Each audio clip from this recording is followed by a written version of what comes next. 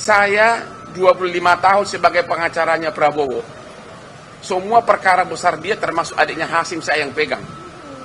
Walaupun waktu dia menteri kehakiman, waktu Menhan pun saya sering diminta tanpa dibayar. Waktu saya di Singapura, saya kan operasi saraf kejepit. Jadi saya benar-benar nggak bisa bergerak karena 2 hari harus itu. Saya melihat benar-benar saya merasa miris. Karena apa?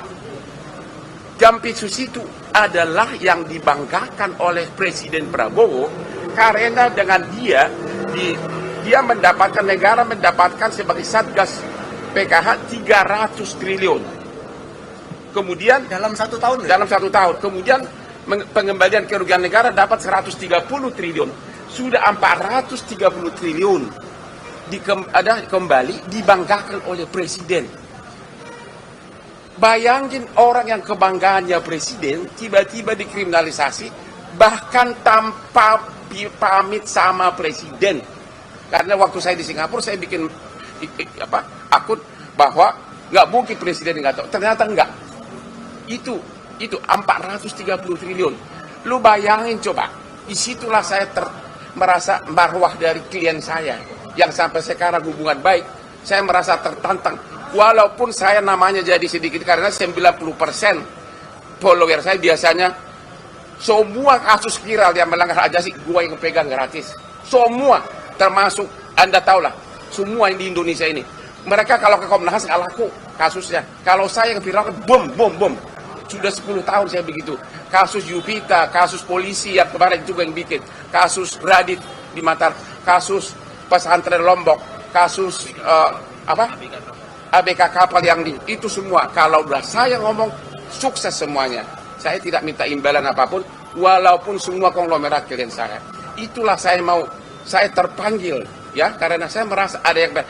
Dan yang kedua, beliau ini sekarang Jampitsus, lu tahu nggak transfer pricing itu?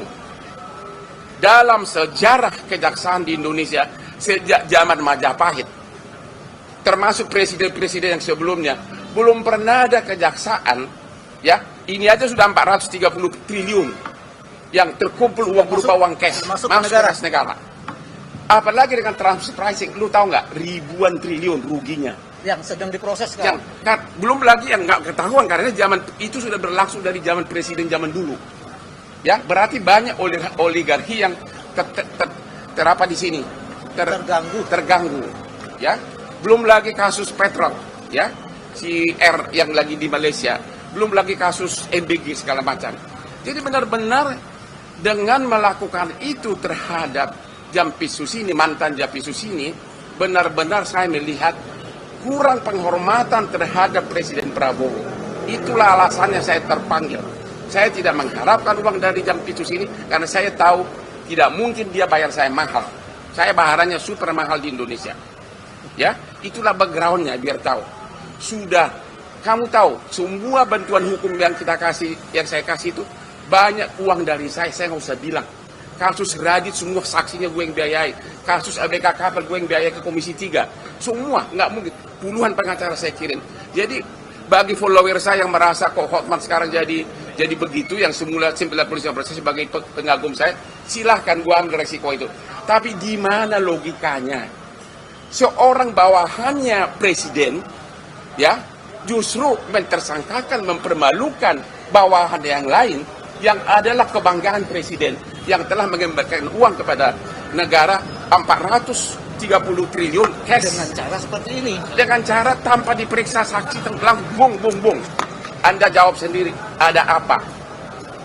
Memang tujuannya sudah terkabul, akhirnya dia mundur, sudah menang. Tapi hukum akan berjalan terus, itulah background saya.